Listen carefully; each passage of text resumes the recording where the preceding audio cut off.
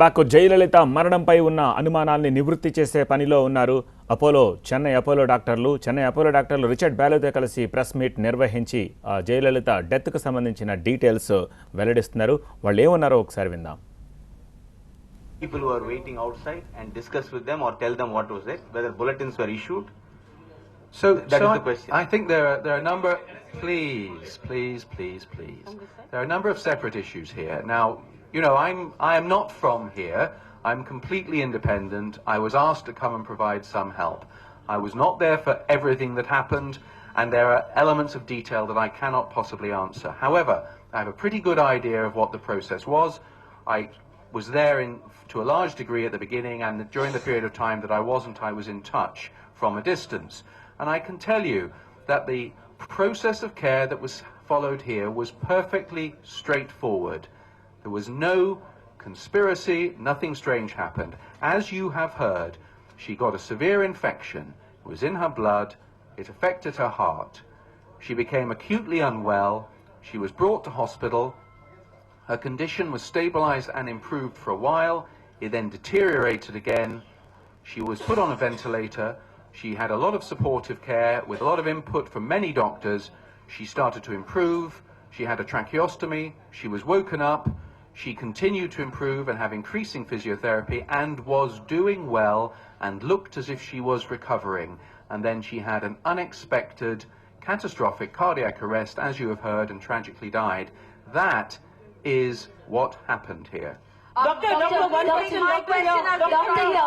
Right, I'm going to take a question from the lady with the microphone, please. And would you just say who you are, please, madam? Dr. Richard, Sorry, where are you from, madam? I'm from DD News. I'm Aisha. I'm from Doordarshan. Dr. Richard, you are a renowned doctor and you're known across the world. And today you're sitting here and justifying the treatment you have given to one patient.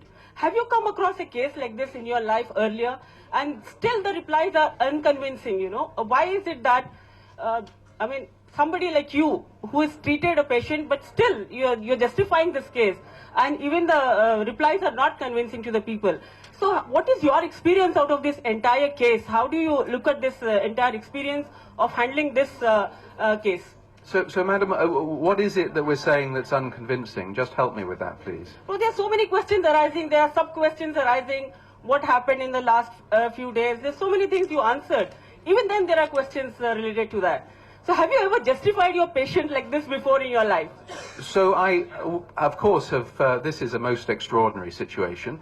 If you ask me though, have I seen exactly this happen in patients, this course of events happen? Yes, many times. Of course, to be put on the spot to justify in this fashion is very unusual. But to have this conversation with a family after someone has died and explain as best one can and try and have them understand the sequence of events, that it takes a while sometimes for people to deteriorate as much as they're going to, so they rally a bit, then they get worse, they go on a ventilator. That when you have sepsis like this, the process of recovery is long and slow. It isn't an on-off thing. To describe and have them understand this gradual process we have shared with you today, and then if there's a tragic ending, as there was in this case, to have them understand that these things do happen unpredictably in patients who have had the stress of a severe infection that's affected their heart on the background of chronic illness. There is nothing, unfortunately, unusual about this case from a medical perspective. What's extraordinary is that it's an extraordinary person we're talking about, and hence there's interest. But the nuts and bolts of the medicine here and the care are perfectly straightforward. Dr. Beale, we're going to go over here to this lady. And I will say, there is only a limited value in going around the same questions time and time again. So I'm only going to take questions that we haven't already addressed. Okay.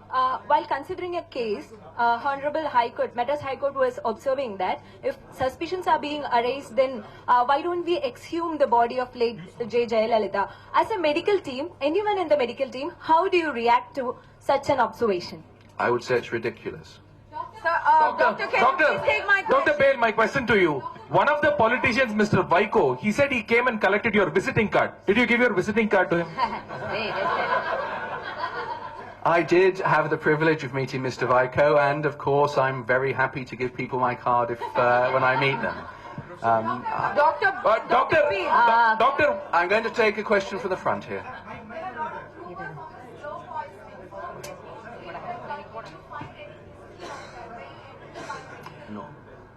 There's no question at all about poisoning. I really don't know where this came from, but and if anyone with an understanding of the detailed care that goes on in intensive care unit and the fact that everything was looked for would realise how silly that is.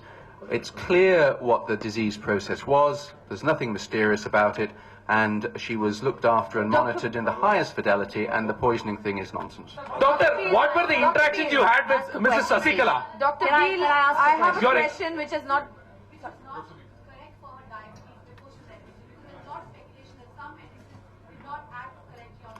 I have no knowledge of what happened before Can I she was ask a admitted. question? Can you tell us what her vital signs were like when she arrived at the hospital? Was her, you said her diabetes was uncontrolled?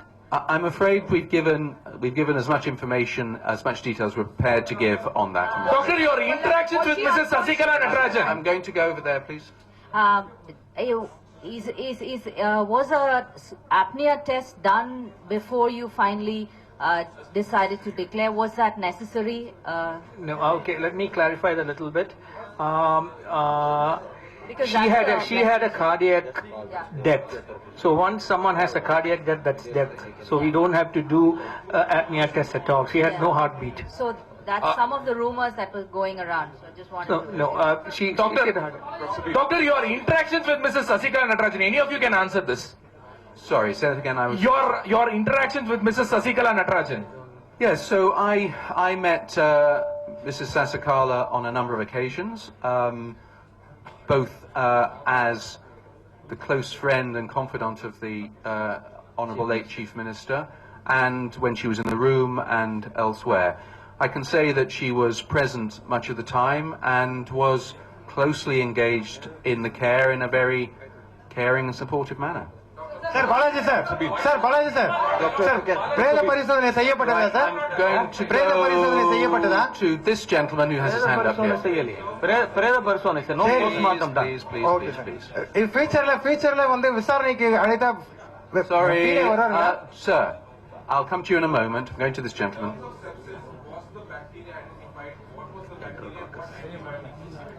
So I'm afraid we're not prepared to go into that level of details, except to say that the infection was identified and the antibiotic therapy was appropriate. Sir, Balaji sir. No, I'm going to go to the gentleman over there who I promised to come back to. Sir, no, the gentleman behind you.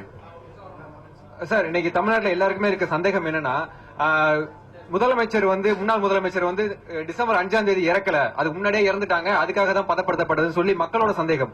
இதை வந்து அரசாங்க சார்பா நீங்க press meet வச்சிருக்கீங்க, தெளிவுபடுத்த வேண்டியது. జయలలిత మృతిపై వచ్చిన అనుమానాల్ని నివృత్తి చేసే ప్రయత్నం అపోలో డాక్టర్లు రిచర్డ్ బాలేతో కలిపి చేస్తున్నారు. ఇంట్రెస్టింగ్లీ ఎక్కువ సమయం జయలలిత హాస్పిటల్లో ఉన్న ఎక్కువ సమయం ఆమెను కేర్ చేసింది, ఆమెను బాగా చూసుకున్నది శశికళ అని చెప్పి బాలే తన వివరణ ఇచ్చే ప్రయత్నం చేస్తారు.